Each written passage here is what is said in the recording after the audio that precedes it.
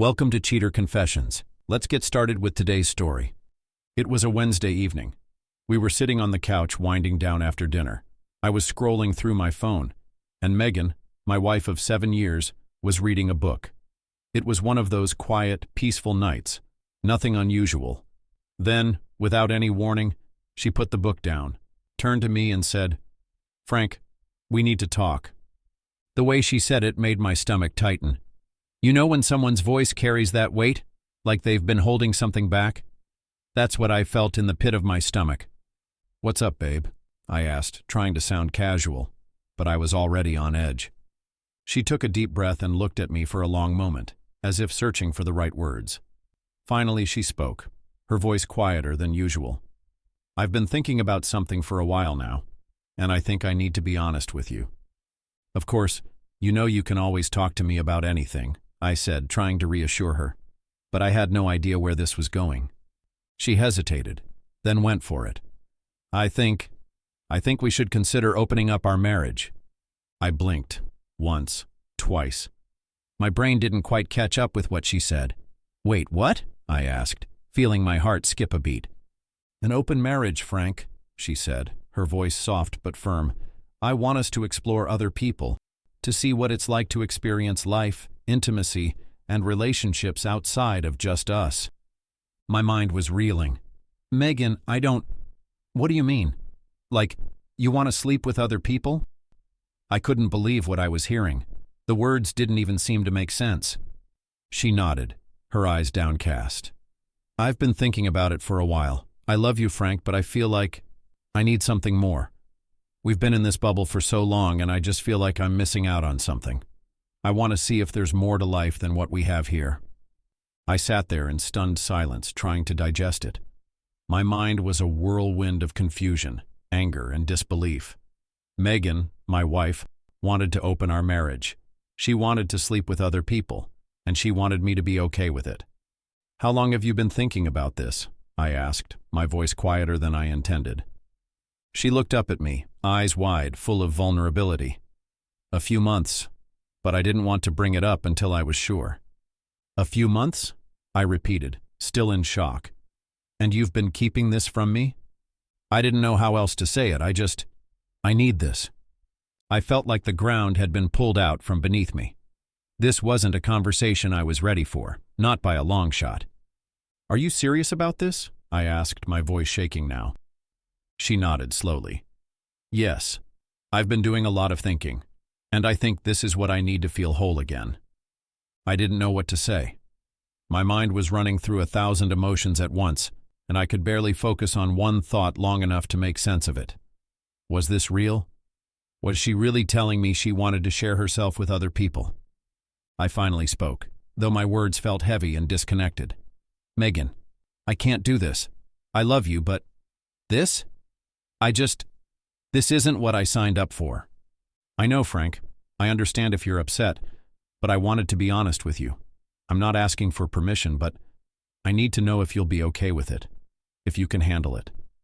I could hear the uncertainty in her voice, but there was also something else, something deeper. She wasn't just asking me to accept it. She was asking me to let her be free. And in that moment, I didn't know what to feel. The thought of sharing her with anyone else made my blood run cold. "No, Megan," I said, my voice barely above a whisper. "I can't handle it. How can I handle the fact that my wife would sleep with other men? This is insane. I can't believe you are suggesting something like this." "I never meant to hurt you," she said. I need to feel more than what I've been feeling.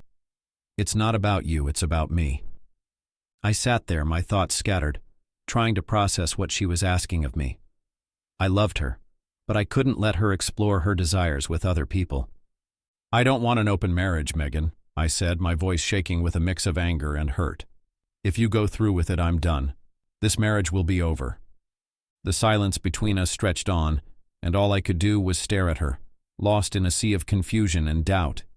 Megan was my wife, the woman I thought I knew so well, and now she was asking for something I never imagined. The night passed in a blur. We went to bed, but neither of us slept. I kept replaying her words. Open marriage. It didn't make sense. How could we go from being completely devoted to this? I loved Megan, but I felt betrayed. How had I missed the signs? Her distracted silences, time spent with new friends. Was I that out of touch with her needs? The next morning over coffee, Megan explained again. I haven't been planning this behind your back, Frank. I just realized it's something I need to explore. It's not about you failing me. It's about something I need for myself. I shook my head, frustration rising. Megan, I've told you already. I don't agree with this. I don't want an open marriage. I can't just accept this. This isn't something I can get on board with. She sighed, her eyes filled with sadness. I need you to at least try to understand where I'm coming from. I'm not doing this to hurt you. I know, I said, my voice heavy, but it's not something I can agree with. I don't think it's right for us. I can't share you with someone else. The silence between us felt thick, the weight of our words hanging in the air. Despite the love I had for her, I couldn't reconcile with what she was asking. I just couldn't do it. The next few days we didn't talk much. Megan was patient, but she'd leave subtle hints. She read books on open relationships, polyamory, stuff I wasn't into. It felt like she was already preparing herself for this new life while I was struggling to understand it. One night we were at a party, one of those low-key gatherings with a few of our mutual friends. I wasn't in the mood for it, but Megan had been excited about going, so I went along. As we were chatting with a couple we hadn't seen in a while, Megan started talking about a friend of hers, Sophie, a woman she had met at work a few months ago. I've been hanging out with Sophie a lot lately, Megan said to our friends, a smile tugging at her lips. She's really into the whole open marriage thing. She's actually been really helpful, giving me advice and stuff. I froze mid-sip of my drink. Megan continued to chat with the others, her voice casual, but I could tell it was something she felt comfortable discussing now. It was as if she was excited to share this new part of her life. They laughed, exchanging stories and insights about open marriages. She was so at ease talking about it, almost like she had found a group of people who understood her. And there I was, sitting there, my world crumbling.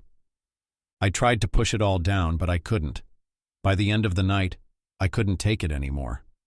When we got home, I confronted her, my voice shaky but determined. Do you want to be with someone else, Megan? Is that what this is really about? Because I can't keep pretending this is just an idea. She looked at me, eyes wide with surprise, but there was something else there too, guilt. It's not about that, Frank, she said, her voice soft. It's about me, not you. I love you. I want to be with you. But I just think I need to experience life a little differently. Please try to understand. I didn't have an answer for her. I didn't know what to say. The weight of everything was just too much. Her burning desire to explore, to sleep with other people was undeniable, and in that moment I realized my marriage was over. For me. The thought of sharing her with anyone else made my stomach turn. I couldn't do it. I couldn't let go of something so sacred. We were on different paths now, and I knew it. I didn't want this new version of us. The pain of it all settled in, and I finally accepted that this was the end. A few days after the party, Megan went out with some friends, including Sophie. She came home late, her eyes too bright, her laugh too loud.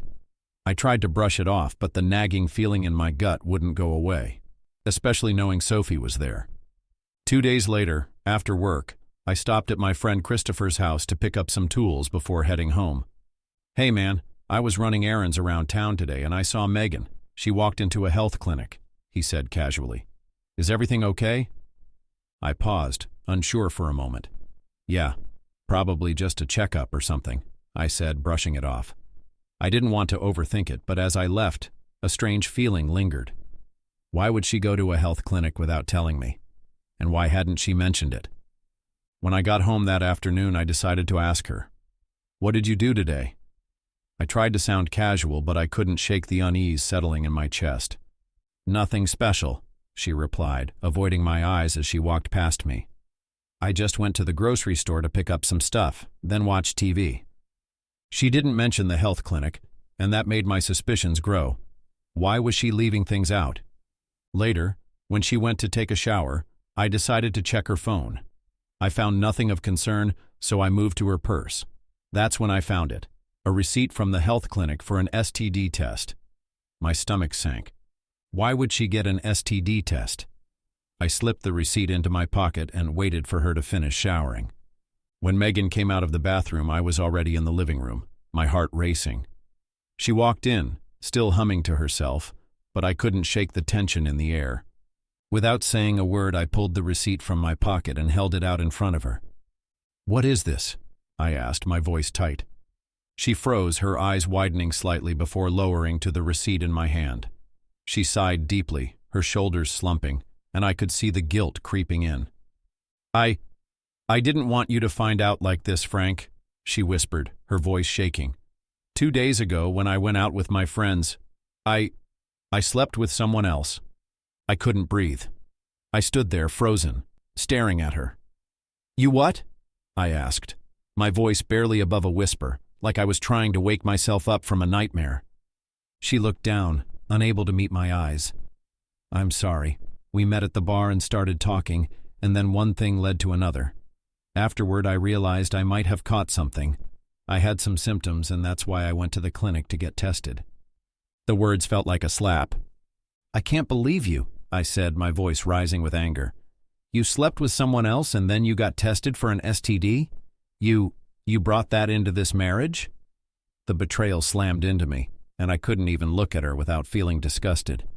"I never meant for it to happen this way," she said, tears welling up in her eyes. "I really wanted to try the open marriage thing, to sleep with someone else, to feel excited again. It wasn't about you. It was about me. I love you, Frank, but I never wanted to hurt you." "Don't tell me you love me," I snapped, my voice growing cold. "You slept with another man, Megan. You violated everything we had." The room was silent for a long moment. She stood there, trembling, as I processed everything she had just confessed.